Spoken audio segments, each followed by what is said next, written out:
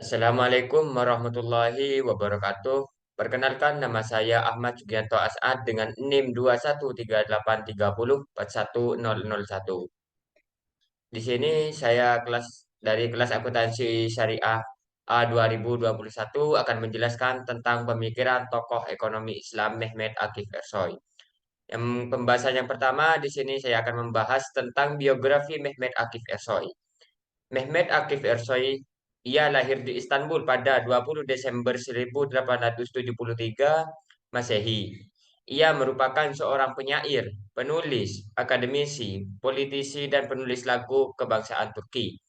Pada tahun 1893, ia memulai karirnya sebagai inspektur kedokteran hewan dan bertugas di Anatolia, Makedonia, dan Hijaz. Setelah itu dia mengajar di sekolah pertanian Halkali pada tahun 1906 dan di sekolah mesin pertanian pada tahun 1907 dan di tahun berikutnya pada tahun 1908 Masehi ia diangkat sebagai guru besar sastra di Universitas Darul Funun.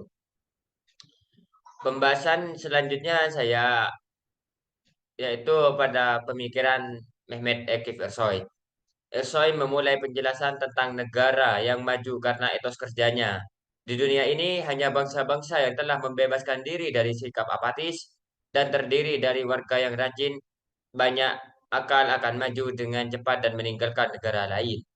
Oleh karena itu, hanya dengan merangkul kerja keras dan gaya hidup yang rajin sehingga masyarakat dapat mencapai tingkat peradaban yang modern.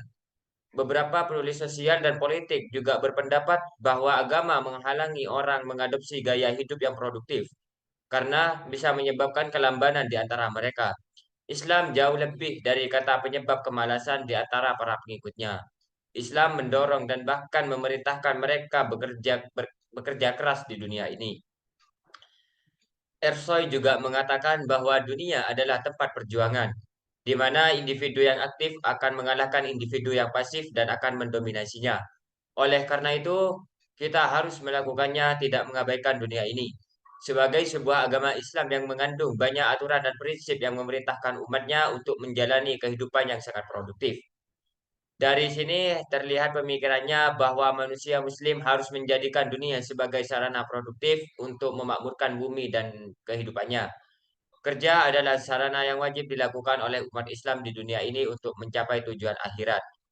Selanjutnya, Ersoy merujuk kepada sabda Nabi Muhammad SAW yang bersabda bahwa orang yang bekerja keras untuk mencari nafkah adalah seperti orang yang berjuang karena Allah Subhanahu wa taala.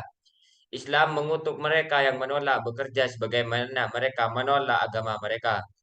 Pendapatnya ini sejalan dengan sabda Rasulullah yang lain, yaitu apabila keluarnya dia dalam rangka mencari nafkah untuk anaknya yang masih kecil, itu juga termasuk jihad fi sabilillah.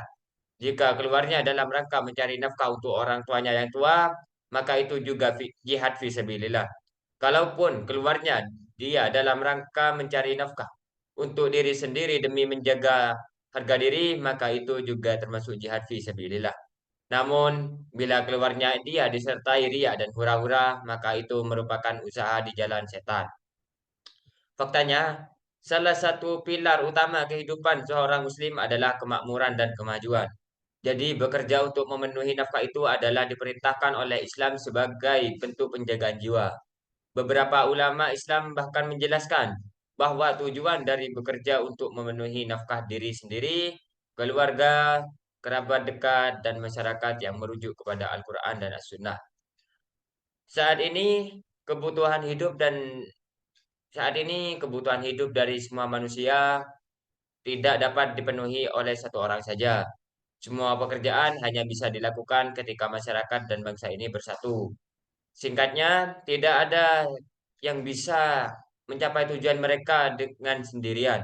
Kehidupan saat ini berjalan sedemikian rupa. Bahkan satu air mata dan keringat orang tidak dapat membuat perubahan apapun. Jika ada sekelompok orang yang bekerja sama, maka mereka dapat mencapai tujuan mereka.